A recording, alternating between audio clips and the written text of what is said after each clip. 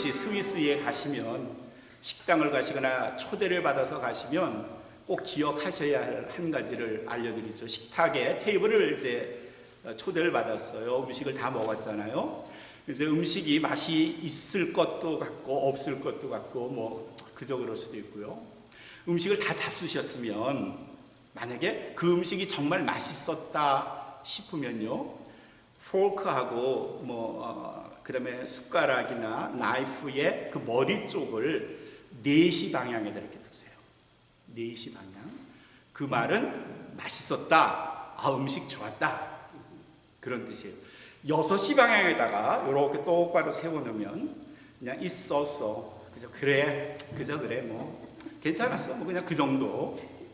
근데 이건 있었어 terrible, 너무 맛이 없었다 이러면 9시 방향으로 숟가락 머리가 가게, 포크 머리가 가게 딱 만들면 난 먹긴 했지만 아주 굉장히 불쾌했다, 맛이 없었다, 그런 뜻이에요.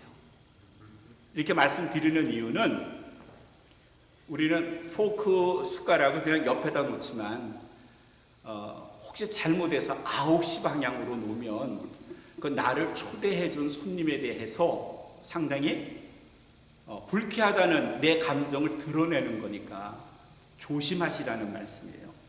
그러니까 웬만하면 포크 스푼의 머리를 9시 방향으로 두지 않는 게 예의를 지키는 겁니다. 그래서 저는 맛이 있는 것도 아니고 그저 그렇기도 할 경우에 6시와 4시 사이에 한 5시쯤 두면 그저 무난하겠다 하는 생각입니다. 그렇게 두시면 상대에 대해서 예의도 갖추는 것일 수도 있겠고요. 1년에 한 번 우리가 맞는 추수감사절이 매번 그냥 감사합시다, 그런 감사죠. 오늘 고린도후서 9장을 통해서 주시는 사도 바울의 말씀에 우리가 귀를 조금만 좀 기울여 보자 하는 그런 의미에서 본문 고린도후서 9장 10절부터 12절까지 말씀을 가지고 같이 나누려고 합니다. 바울이 고린도 교인들에게 이렇게 선포합니다. 심는 사람에게 심는 씨, 그리고 먹을 양식을 주시는 하나님께서, 그러니까 씨앗을 땅에 뿌리는 이 농부는 그 씨가 자기가 거두어서 말려가지고 준비했던 거라 생각하지만 그게 하나님께서 주셨다 하는 그런 말입니다. 농사를 안 짓는다고요? 농사를 안 지어도 우리가 세상을 살아가는 삶의 씨앗이 있잖아요. 자식일 수도 있고요, 내게 주신 달란트, 내 재주, 내 솜씨, 남들이 갖지 못한 나만의 것, 그게 씨앗이죠.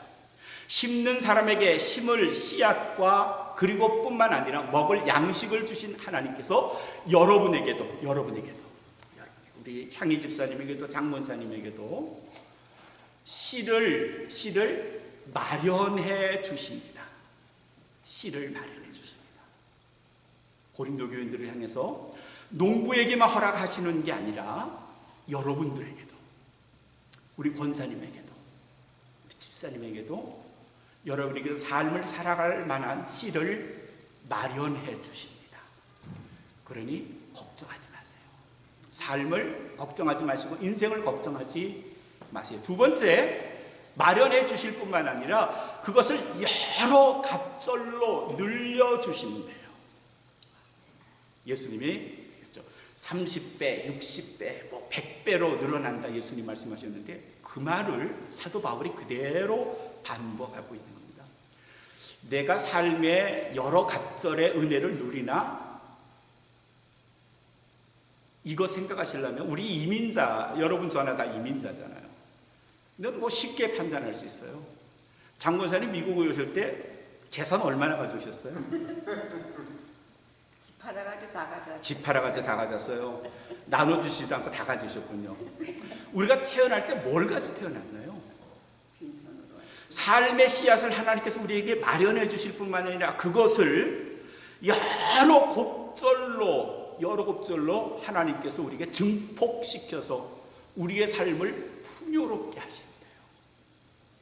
뿐만 아니라 세 번째, 하나님께서 우리를 보살펴 주시는 은혜가 10절 마지막에 기록이 되어 있는데 여러분의 의의 열매를 증가시켜 주실 것입니다. 의의 열매라는 것은 신앙의 열매죠. 내 신앙의 열매를 하나님께서 증폭시켜서 우리의 삶에 풍성한 감사로, 풍성한 은혜로 채워주실 것입니다. 이게 사도 바울이 고린도 교인들에게 선포하는 하나님께서 우리에게 베푸신 사랑에 대해서 말하는 거예요. 심는 사람에게 심을 씨와 먹을 것을 주시는 그 하나님께서 여러분에게도 마찬가지로 씨앗을 주시고 우리가 삶을 살아갈 수 있는 우리에게 여러 가지 인생의 재능, 자본일 수도 있고요, 아는 사람일 수도 있고요, 이것들을 주실 뿐만 아니라 그것들을 곱절로 여러 곱절로 증대시켜 주시고요, 그것을 증폭시켜 주시고요, 우리의 신앙의 열매까지도 하나님께서 풍성하게 해 주십니다. 그러니 여러분 걱정하지 마세요. 오히려 거꾸로 그렇게 주신 하나님을 향하여 나는 뭐라고 하나님께 이야기해야 할까? 나는 그런 하나님에 대해서 어떻게 말해야 될까? 시편 103편 2절에서 내 영혼아 여호와를 찬양하고 그 이름을 송축하라 그랬어요. 그 이름을 잊지 말라 그랬어요. 내게 은혜를 베푸시는 그 하나님의 사랑에 대해서 그걸 잊어버리지 말고 그것을 기억하라고 하죠. 얼마나 우리가 삶을 통해서 하나님께 감사를 합니까? 주일날에 감사헌금 하신다고요, 땡스기빙 데이 하나님께 감사하신다고요, 일주일에 한 번 감사하시는 걸로 그냥 충분할까요? 그거면 넉넉한가요? 지난 한 주간에 저나 여러분들이 일주일 동안 가장 많이 했던 말, 혹은 텍스트 메시지, 문자 메시지로 가장 많이 썼던 말이 뭐죠? 뭘까요? 난 몰라. 아우 망했어. 왜 나한테 물어? 아우 신경질나. 그만해. 이런 말 아닐까요 혹시? 왜 나만 가지고 그래? 싫어. 이런 말 아닐까요? 이런 말 아니에요? 지난 한 주간 동안 땡큐, 땡스, 고마워, 감사해라는 말을 얼마나 자주 쓰세요? 하루에 몇 번쯤 쓰세요? 자주 쓰세요? 저는 정말 많이 써요. 그리고 그 한마디 한마디에 그냥 하는 말이 아니라 정말 고맙다는 제 마음을 담아서 땡스라고 해요. 땡큐라고 말해요. 정말 고맙거든요, 저한테는. 여러분 한 분 한 분이 제가 알고 있는 많은 분들, 그리고 하나님의 은혜 정말 감사하거든요. 제가 1988년 임신 9개월 반 됐던 아내와 함께 미국에 공부하러 유학으로 빈털터리 돈 좀 가지고 와가지고 살면서 공부하고 그 다음에 이제 목회 시작하고 하면서 저 인생 되돌아보면 정말 하나님의 은혜예요. 뭘 가진 게 있어요? 내가 이렇게 될 거라고 생각도 못했어요. 조그만 교회, 조그만 교회죠. 근데 저는 큰 교회도 했었잖아요. 작은 교회 개척해가지고도 큰 교회도 만들어 봤었고요. 제게 삶의 씨가 뭐였을까? 하나님이 주신 하나님을 기뻐하는 것, 하나님으로 인해서 하나님의 은혜로 사는 것, 행복한 가정과 좋은 성도들이 함께하는 것, 자녀들이 하나님의 은혜로 잘 키워진 것, 이게 제게 주어진 씨앗이고요. 그 씨앗들이 여러 곱절로 늘어났어요. 제 삶을 통해서. 그뿐만 아니라 여러분의 의의 열매를 증가시켜 주실 것이라는 10절 마지막의 말씀처럼 제 신앙도 많이 자랐고요. 제가 하나님을 전적으로 의뢰하는, 하나님이 언제 저를 데려가실지라도 저는 기쁘고 당당하게 하나님 앞에 갈 수 있습니다 하는 마음을 갖게 됐고요. 사실 미국에 살면서 우리가 하나님의 은혜 얼마나 누리고 살아요. 하나님께서 이 땅에 보내주신 것만 해도 감사하고요. 아무것도 없는 우리들에게 두 자녀 잘 키워서 좋은 학교에서 공부하고 자기들 일을 잘 맡아 할 수 있게, 그리고 여러분들을 만나서 사랑을 줄 수 있고 사랑을 받을 수 있고 함께 예배할 수 있고 찬양할 수 있는 은혜. 이게 어떻게 적은 은혜예요? 이게 어떻게 적은 은혜예요? 저는 일상 언어 중에 조금 이제는 안 하면 좋겠다라고 하는 언어, 그 말이 있는데, 먹고 살기 위해서. 이 말은 이제 조금 좀 안 하면 좋겠어요. 우리는 그냥 먹고 살기 위해서 일하는 동물은 아니에요. 그렇죠? 그런 생명체는 아니에요. 그건 일반 동물은 그럴 수 있지만 우리는 존재 자체의 의미를 먹는 것에 두진 않아요. 적어도 크리스천들은 먹는 것에 관해서 우리의 삶의 의미를 두는 건 아니에요. 그러면 먹고 살기 위해서 일하는 거, 아주 궁극적으로 너무 어려운 상황에서는 그런 말이 나올 수 있겠지만 우린 좀 더 폭넓게 하나님의 이름을 위해서 사는 거예요. 주의 영광을 위해서 사는 거예요. 그분에게 감사하기 위해서 사는 거예요. 내게 베푸신 그 엄청난 은혜, 사랑, 난 도저히 감당을 못해. 제가 어떻게 하나님으로부터 받은 사랑을 표현하고 그걸 갚을 수 있겠어요? 부모님의 은혜조차도 못 갚는 저희가 어떻게 하나님의 사랑을 갚을 수 있겠어요? 이게 저만일까요? 여러분은 아니세요? 마찬가지일걸요. 여러분도 부모님의 은혜 못 갚고요, 하나님의 은혜 정말 못 갚아요. 그러면 일주일에 한 번 감사헌금을 한다든지 1년에 한 번 감사헌금, 땡스기빙 데이에 감사헌금, 아니요, 헌금이 중요한 게 아니고요, 매 순간마다 내가 정말 하나님의 은혜에 감사하고 있는가 하는 내 삶의 자세, 하나님을 향한 내 삶의 자세가 어떤가를 생각해 보는 게 오늘이죠. 내가 정말 그분에게 내 불만, 내 불평, 내 삶에 이 잘못되어 가고 있는 것 같다는 이것에 대해서 원망하고 불평하는 일이 얼마나 많은가를 생각해 보면 그 원망, 불평, 절망, 이 모든 것들을 바꿔서 감사로 해도 부족할 텐데, 이제까지 우리의 삶의 자세가 조금만 엇나가면 거봐, 난 이래, 이렇게 말씀하지 마시고요, 조금 엇나가면 하나님께서 이걸 지금 어떻게 바꾸실 건가 한번 기대해 보면 어때요? 내가 원하지 않은 결과가 딱 나왔다고 그거 가지고 울고 짤고 뭐 내 인생 어쩌고 저쩌고 하지 마시고 조금 더 기다려 보시면 어때요? 좀 더 기다려 보시면 어때요? 그러면 하나님께서 그것을 턴오버 시켜서 역전시키셔서 하나님께서 원하시는 삶의 오묘한 방향으로 나를 이끌어 주신다는 믿음을 가질 수 있지 않을까요? 그게 신앙이죠. 그게 하나님을 의지하는 우리 삶의 자세가 되어야 하죠. 그냥 조변석계예요. 아침 다르고 저녁 다르고, 좋은 소식 하나에 막 깔깔대고 박수치고 전화하고 잘 됐다고 소리치면서 조금 안 되는 하나에 절망하고 한숨 내쉬고, 아는 사람 다 해가지고 내 인생 요 모양 요 꼴이라고 목사님 기도해달라고, 그렇게 하지 마시고요, 그렇게 살지 말고요, 조금 좀 크게, 그래 하나님이 나를 잠깐 우회전시켰고 유턴시키시기도 하고 좌회전하기도 하지만 결국은 하나님이 내 삶의 방향을 당신이 원하시는 그곳 삶의 방향으로 이끌어 주실 줄 믿는다, 그 마음 갖지 않은 말, 그게 하나님을 사랑하고 하나님께 감사하는 우리 그리스도인들의 삶의 방향이 아닐까요? 오늘 말씀에 11절로 넘어가 보죠. 11절에선 여러분들이 이렇게 고린도 교인들이 이렇게 풍성한 삶의 열매를 거두지 않겠습니까? 하시면서 하나님께서 여러분들을 모든 일에 부요하게 하심으로 이제 여러분들의 삶이 풍성해진 거예요. 그리고 나서 이제 여러분들은 후한 헌금을 하게 될 것입니다.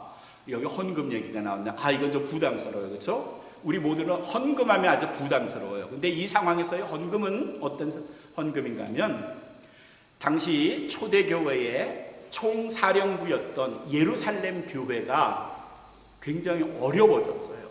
일단 흉년이 들었어요. 그래서 먹을 양식이 아주 부족했어요. 두 번째로 예루살렘 교회가 유대인들에게 극심한 핍박을 받았어요. 그래서 교회가 점점 힘들어가게 됐어요.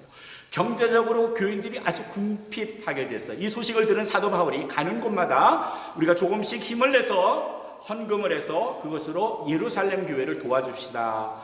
구제 헌금이에요. 지금으로 말하면 구제 헌금 하면 좋겠습니다. 헌금을 모아주세요. 그럼 제가 가거나 디모데를 보내거나 누구를 보내서 그것을 거두어서 수합해가지고 우리가 예루살렘 교회에 갖다 줄 겁니다. 그때의 그 헌금, 그 구제 헌금이 지금 11절에서의 헌금입니다. 하나님께서 여러분을 모든 일에 부유하게 하셨기 때문에 여러분들은 이제 후한 헌금을 하게 될 것입니다. 예루살렘 교인들을 돕기 위한 구제 헌금을 하게 될 것입니다. 우리가 그 거두어드린 그 여러분의 헌금을 가져가면, 예루살렘에 가져가면 그 예루살렘 교인들이 그것을 받고 나누고, 그리고 그분들이 그 어려움에서 해방이 되고 탈출하게 되고, 그래서 그분들이 기뻐하게 되지 않겠습니까? 그리고 그분들이 그 다음에 할 게 뭐겠습니까? 그분들이 하나님에게, 많은 사람들이 하나님에게 감사를 하지 않겠습니까? 그게 11절이에요. 바울이 말하는 우리가 하나님으로부터 받은 후한 은혜를 이렇게 다른 사람에게 나눌 때, 그건 다른 사람이 수혜자가 될 뿐 아니라, 다른 사람이 은혜를 받을 뿐 아니라 그분들이 또 하나님에게 감사하게 된다. 이건 감사의 연쇄 반응이에요. 내가 하나님께 감사하면 그 감사를 통해서 누군가 다른 사람들에게 영향을 끼치게 되고 그가 하나님을 향하여 감사하게 된다 하는 말이에요. 이 11절을 통해서 우리가 하나님께도 감사하지만 오늘 추수감사절에 또 한 가지 감사를 기억하고 해야 될 게 있는데, 여러분 가장 가까운 분들, 우리 권선희 권사님 같은 경우는 어머님에게, 조 집사님께서 지금 누워 계신 어머님에게, 내 남편, 내 아내에게 감사를 하자는 말이죠. 가까운 내 이웃에게, 나와 함께 예배하는 내 성도에게 감사하자는 겁니다. 고린도하고 예루살렘하고는 지역적으로 멀어요. 고린도는 지금의 아테네 남쪽이에요. 그리고 예루살렘은 지중해를 건너서 한참 가야 돼요. 육로로는 굉장히 먼 길이에요. 알지 못하는 교인들에게 기꺼이 헌금을 하고 그들에게 사랑을 전하겠다고 하는 고린도 교인들을 향한 이 사도 바울, 그건 또 다른 사랑을 낳는 거고, 또 다른 하나님의 은혜를 낳는 거고, 또 다른 감사를 낳는 거죠. 이웃을 향한 사랑을 전하는 거예요. 비록 알지는 못하더라도. 근데 우리는 알잖아요. 가깝잖아요. 내 아내, 내 남편, 내 부모님, 내 자녀, 그들에게 고맙다라고 말해보는 거예요. 그리고 손을 잡고 고마워요. 우리 수요일 감사 찬양 예배를 드리잖아요. 찬양 예배를 드리고 나면은 감사할 거 있어요. 그러면은 우리 백병성 목사님 손을 번쩍 들고, 아유 내 남편 진구 씨 고마워요. 그래요죠. 남편이 함께 해주는 것에 대한 고마움이에요. 아내가 내 옆에 있어주는 것에 대한 고마움이고요. 어머님이 내 옆에서 예배드리고 있다는 것이 정말 감격이어야 되고요. 감사해야 되고요. 어제 땡스기빙 전에 한국에 계신 처가 어머님에게 전화했죠. 어머니 고마워요. 어머님 사랑해요. 그냥 짧은 한마디잖아요. 길지 않고요. 근데 그 마음속에 진심이 담겨 있으면 전해 들으시고요. 나도 사랑해. 그렇게 말씀하시잖아요. 이 땡스기빙 데이에 하나님을 향한 감사도 잊어버리면 안 되겠지만요. 나와 함께 21세기 오늘을 살아가는 내 가족들, 내 주변에서 내게 힘이 되어주고 내 기도가 되어주는 내 성도들, 이웃들, 그들을 향한 감사를 잊어버리시면 안 되죠. 기억하셔야 돼요. 그리고 고맙습니다 하셔야 돼요.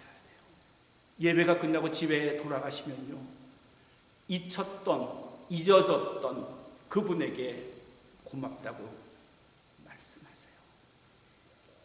학창시절에 어려운 일을 당한 제 친구가 있었죠. 저는 그때 제가 가지고 있는 통장 하나고 도장을 다 그 친구에게 주면서 이걸로 어려운 걸 빨리 잘 해결하면 좋겠다라고 줬어요. 근데 전 그 일을 까맣게 잊어버렸어요. 한 20년이 지났어요. 그 친구 교회에 제가 설교하러 갔더니 그 친구가 그 이야기를 꺼냈어요. 그때 이 친구가 자기의 통장하고 돈, 제가 그때 돈이 얼마나 있었겠어요. 근데 그게 고마운 거예요. 저도 여기서 유학하고 공부하면서 어려운 때가 있었고요. 그때 도움을 준 분이 계셨어요. 그분에게 언젠가 만나가지고 그때 나한테 도움 줄 때가 너무 고마웠어. 그런 일이 있었나? 도움을 준 사람은 잊어버려도 도움 받은 사람은 못 잊어요. 그리고 그 고마움을 다시 표현하는 거예요. 잊어졌던 고마움이 우리 가슴 속에 살아있으면, 남아있으면 예배가 끝나고요, 오후에 전화를 하세요. 전화가 잘 안 돼요? 텍스트 메시지를 보내세요. 그때 너무 고마웠다. 저는 누가 우리 성도들이 초대를 해줘도, 밥을 한 끼를 먹어도, 누가 저를 아는 사람이 저를 집에 불러줘도 잘 먹고 오면 꼭 고맙다는 인사를 해요. 그냥 형식적이라 할 수도 있겠지만 그분은 그렇게 생각할 수 있을지 몰라요. 저는 꼭 기억해서 오늘 식사 너무 감사했습니다, 꼭 고맙다는 표현 해요. 그리고 하셔야 돼요. 우리 이웃이 있다는 건 내게 힘이고요, 그게 내게는 기쁨이고요, 내 절망 중에 내 희망이기도 하고요. 그러나 그것에 대해서 우리가 너무 무관심하고 살았다면, 잊어버리고 살았다면, 그 존재감에 대해서 우리가 별로 생각하지 않았다면, 내 배우자가 나와 함께 있는 것이 얼마나 소중한 일인지, 내 자녀가 나와 함께 있다는 것이 얼마나 고마운 일인지, 성도가 함께 모여 예배하는 것이 얼마나 귀한 일인지에 대해서 새삼스럽겠지만 고맙다는 마음을 가지시고요. 그래서 예배 후에도 우리 함께 모여서 고마워요, 감사해요, 가족에 돌아가셔도 여러분이 사랑하는 그분에게 사랑한다고 말씀해 주시고 고맙다고 말씀해 주시고, 그래서 앞으로 우리들의 언어 속에는 불평 혹은 원망, 이거 다 버리시고요, 하나님에 대한 감사, 이웃에 대한, 가족에 대한 감사로 채우시고요, 그리고 혹 잘못된 내 인생이 흘러가고 있다는 것을 생각하실 때마다 조금 참아 기다리셔서 결국은 하나님께서 나를 선한 길로 인도해 주신다는 확신 속에 살아가시길 바랍니다. 데살로니가후서 전서 1장 8절에서 3장 18절에서 범사에 감사하라 그렇잖아요. Give thanks in all circumstances. 모든 상황에서 감사하십시오 입니다. 그건 설령 내가 조금 방향이 이상하게 흐른다고 하더라도 그것조차도 감사하라는 말이고요, 감사를 생각하라는 말이 아니고요, 감사하라는 말은 감사를 표현해라라는 말이고요, 그건 글이나 말이나 다른 수단을 써서 나의 감사를 하나님께, 나의 감사를 이웃에게 전하라는 말이에요. Give thanks to all your circumstances. 모든 상황에서 하나님께 감사, 가족에게 감사, 성도에게, 이웃에게 감사하시는